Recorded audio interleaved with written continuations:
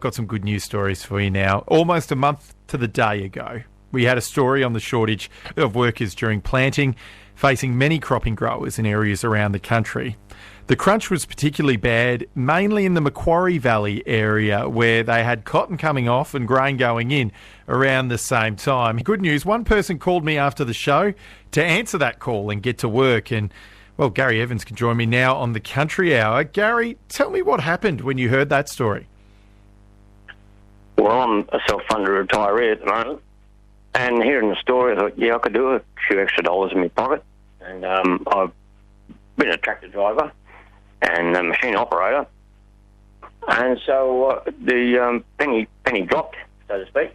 But I'll get onto this bandwagon and see what's going on. So, as you know, I gave you a call, and within 5 hours of that, 3 or 4 hours of that call, I got a call from a farmer up in Nevertai, which is just northwest of Dubbo.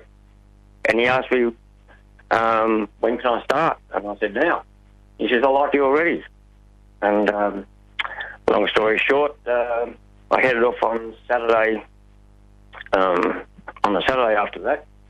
And on the 10th of May, I was out in the middle of a cotton field picking up bales. Wow, so you literally almost got straight to work. That's incredible, Gary. So what were you doing, picking up cotton bales? Was that your job? Yeah, well, they had this big John Deere tractor, which had a bale grab on the back of it, and just go out in the middle of the cotton fields, and after the harvest has been through, and pick the cotton and made into bales, which were about a bit over 2 tonne each, and pick them up out of the paddock and take them to the side to where there's a road and dump them there, so that the big road trains will come in then and pick them up and take them off the cotton gins. And it was a fantastic experience. It really was. And then they provided me with free accommodation. And because I was using my ute on the premises, on the property, and mind you, these properties are huge. Oh, absolutely mind-boggling how huge these paddocks are. And he said, you can have free fuel while you're here as well. I wasn't going to complain about that. Wow, that's incredible. And can I ask, Gary, was it good money? It was very good money. We negotiated the price before I left here to go up, and at a flat rate I wanted. And as usual, when you're working out in the country harvesting, it's from daylight till dark, and every precious piece of daylight is precious to you. So when you start, you don't stop. You eat and everything on the run. You know, when you go stop just to check the machine over or use the facilities, some people would say. But yeah, you at it straight away and all day. And for about 14 days there, it was non-stop. And it was great. Absolutely. So you finished up the work? You did all the work you needed to do, Gary? Yes, I did. It come just Monday morning, early this week. The farmer come up to me and he said, well, I've got no more work for you, Gary. And I said, well, I'll go out and I'll pick the tractor up and I'll bring it back into the station here, and I'll get the wash and clean up. And I'll finish up at 12 o'clock Monday. So Tuesday morning I head off home here, and 7 hours later I was home. So you said you're a self-funded retiree. You did it for a bit of extra money. It was good money. So do you think this was a good experience? Do you think more people who are able could do something like this? Easy.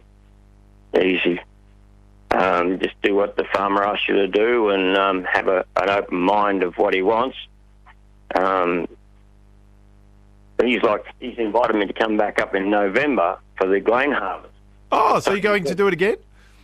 For the grain harvest in November, when he said just to drive the tractor, take along follow the harvester along, fill up the trailer with wheat to take it out to the road trains. We'll take it into the big silos. Because we don't store no grain on site here. No. And then he said also come Anzac Day next year, if you don't mind, you want to come back up and do it again, do the cotton bales. I said, no problem. I love that you booked in 6 monthly increments for another year and a half, Gary. That's incredible. Yeah. And I advise anyone who's looking for work or, the good thing about, excuse me, but the good part about this time of year is the Victorians heading up to, want to go on holidays up, say, Queensland, if the borders are open, of course. If you want to boost your bank account a bit, stop up there for a few weeks, and then away you go. Simple as that. Yeah. And you've returned from 2 weeks of wide open spaces moving cotton bales just in time for a lockdown in Victoria, Gary. How are you feeling about that? Well, I'm in isolation where I live. I'm in isolation. So you're fine. So it's normal for me, but still won't be able to go into town and do my shopping as often.